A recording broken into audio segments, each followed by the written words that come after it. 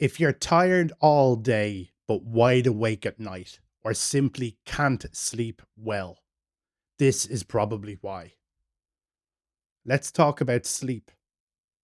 If your mind won't switch off when your head hits the pillow, or you wake up feeling like you never really slept at all, there is something wrong somewhere in your sleep system. You can't just call it bad sleep like I did for so long. There's a reason your body isn't switching properly between being awake, falling asleep, and being asleep or staying asleep. And once you actually understand what happens, it changes your outlook on your sleep, your energy, and your mood, and even your mental health. If you like this video, please like it. I would really appreciate it. And if you'd like to see more videos similar to this, please subscribe. A lot of people seem to think that sleep is simple. You go to bed, you fall asleep, and then you wake up a time later. But it's not that simple, and it's not actually what's happening. Because you can feel tired but not sleep. You can fall asleep but wake up constantly. You can sleep for 8 hours and still feel drained. So clearly something deeper is going on here. Sleep isn't just one thing. It's a full system of things all interplaying. It relies on a few different processes all working together. So here's where we separate the difference between feeling tired, then the actual moment when you fall asleep, and then staying asleep. Because they really are three separate systems or even processes at play that have to work together to give you a good night's rest. And it only really takes one of these processes not working properly for you to have a bad night's sleep or an unrestful night's sleep. So to start, throughout the day, your body builds up something called sleep pressure. The longer you're awake, the more your body wants rest. This is partly driven by a chemical called adenosine. It's what makes you feel heavy, slow, and tired. You know, that groggy, nice feeling before you fall asleep. But you can feel tired and still not be able to sleep. That's why you feel drained during the day, but somehow still alert, fully alert even at night, or even more alert. Because this is only one part of the system. Falling asleep is not gradual, it's a transition. Your brain has to switch states. That's controlled by systems involving things like GABA, which calms your brain activity. Melatonin, it's one we all know, which signals to your body that it's night. If this system is disrupted, you lie in bed tired but still fully awake. And even if you do manage to fall asleep, your body still has to maintain that sleep. It still needs to stay asleep.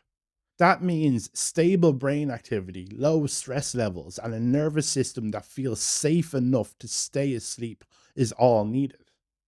If that's off, you wake up during the night, or you wake up feeling like you barely slept at all. That's why you can wake up feeling off even when you technically slept.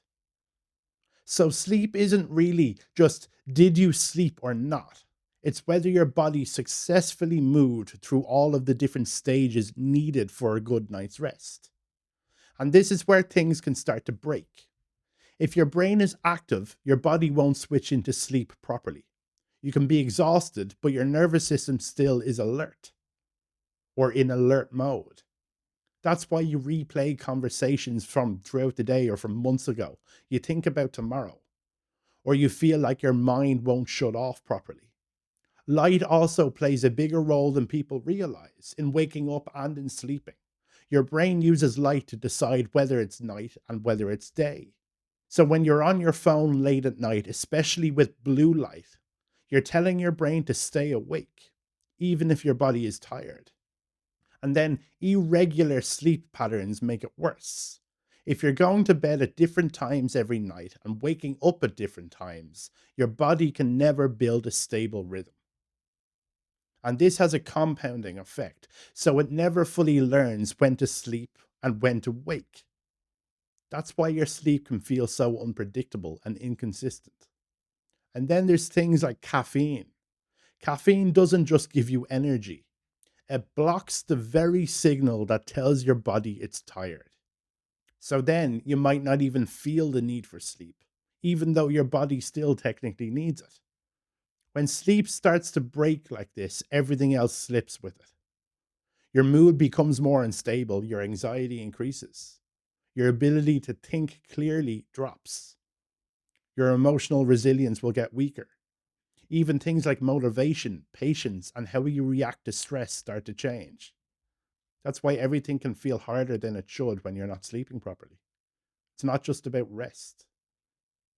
And this is important because a lot of people think that something is actually wrong with them when they experience this, wrong with them mentally. It's actually just your nervous system which hasn't recovered properly. There's also something else happening while you sleep that most people don't realize. Your brain is actually clearing out waste from the day. Now, not just emotional waste, but physical waste. Byproducts from things like thinking, processing, being awake, actual metabolic waste. And if your sleep is disrupted, that cleaning system doesn't fully complete. So it's not just that you feel tired the next day, it's actually your brain hasn't properly reset because it wasn't given the chance to. That's why you can feel foggy or heavy or off even after sleeping. It's metabolic waste that hasn't been cleared out. And when bad sleep happens for a few days in a row, the dire effects will compound. You're trying to function without ever fully clearing, or recovering. And that's why it builds over time. It doesn't just go away with one good night. You need to be sleeping successfully for ongoing periods of time for your body to get back into the swing. There's also something else that shows up for a lot of people. Some people don't struggle to sleep because they can't. They struggle to sleep because they don't want to. Bedtime, revenge, procrastination. They stay awake late because it's the only time that feels like theirs. They're reclaiming it from busy days or work related issues. No pressure, no expectations, just quiet. But the cost of doing that is the next day. That's why the cycle keeps repeating. So if your sleep is continually off, it doesn't mean you're lazy and it doesn't mean you have a lack of discipline. It definitely doesn't mean there's something wrong with you. It usually just means you have one of these sleep systems out of sync. So the goal here, or the long-term goal, should be not to force sleep. It's very hard to force sleep. It's simply to start supporting the systems that create it. There isn't just one simple fix. It's not like flipping a switch. It's more like building the conditions that allow your body to switch properly on its own. And most of those conditions are simple. They're just very easy to ignore.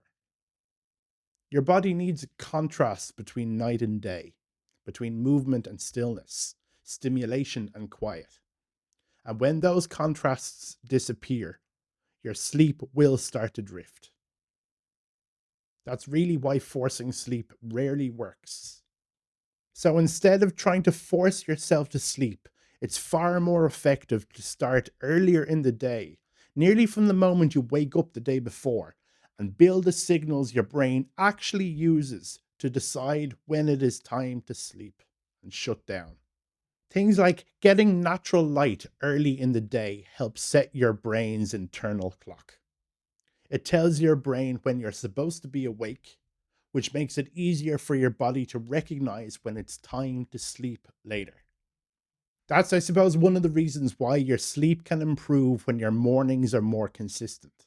But what a lot of people don't realize is that how well you wake up directly affects how you're going to sleep the next night. For example, if you stay in bed too long, avoid light, and don't really move, then kind of drift through the morning half awake, your body is never going to fully switch into day mode. You can feel sluggish all day and then not properly tired the next night.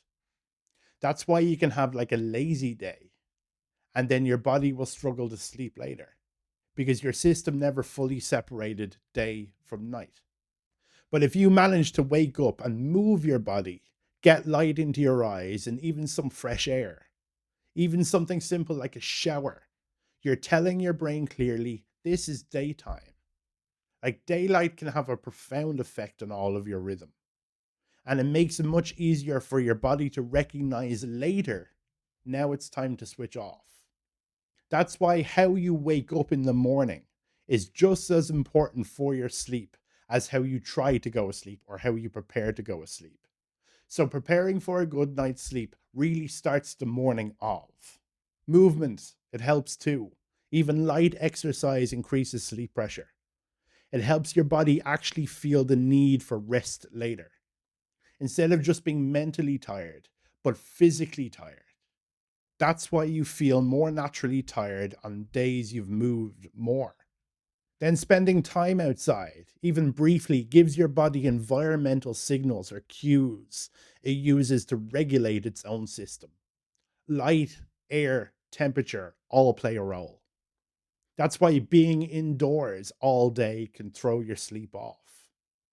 Caffeine. Caffeine matters. And I'm not talking about the amount of caffeine, I'm talking about the timing. The timing matters more than people think. It can stay in your system for hours after consumption. So even if you feel fine, it could still be affecting your ability to fall asleep later. You see, consistency matters here more than perfection. Going to bed and waking up at roughly the same time each day helps stabilize your body's rhythm. And that's why having irregular nights can make everything feel harder. Reducing light at night, especially from screens, helps your brain switch into sleep mode properly instead of staying kind of half awake in this weird, ambiguous state. Giving your brain time to wind down is important. Going straight from high stimulation into sleep doesn't work well. Even a short period of lower stimulation helps that transition. That's why it's very hard for you to go from scrolling to falling asleep instantly. It just doesn't work. Certain foods can support sleep as well. Things like eggs, turkey, nuts, and dairy all contain tryptophan, which plays a huge role in producing sleep related chemicals. It's not really a fix on its own now, but it definitely supports one of the more important systems. Temperature. The temperature of your bedroom plays a role too, a very important one actually. Your body needs to cool slightly before falling asleep. So, a cooler room can help signal that transition. That's why sleeping in a warm room can really feel uncomfortable when you're trying to sleep. And finally, not fighting wakefulness matters more than people think. If you're lying in bed forcing sleep, you're often creating more stress for yourself. And cortisol is good at keeping the body awake. Sometimes stepping away briefly and resetting is more effective than staying stuck trying to sleep. Wake up, walk around your house for a few minutes, and then try again. None of these changes are extreme, but together they build the conditions your body needs to sleep. And when those conditions are there, sleep becomes something that happens to you, not something that you have to constantly chase. You see, sleep isn't just rest, it's repair, it's regulation, it's reset, it's clarity, it's stability, it's focus, it's energy, it's resilience, it's emotional balance. It's your ability to think clearly, to feel properly, and to handle life in the way you're meant to be able to handle it. And if sleep isn't working properly, you will really feel it mentally, emotionally, and physically. So if you've been feeling off lately, tired or drained, just not quite yourself, it really might not be you. It might just be your sleep. If you like this video, please like it. I would really appreciate it. And if you'd like to see more videos similar to this, please subscribe. My name is John. You're welcome to be here, and you're more than welcome to stay here.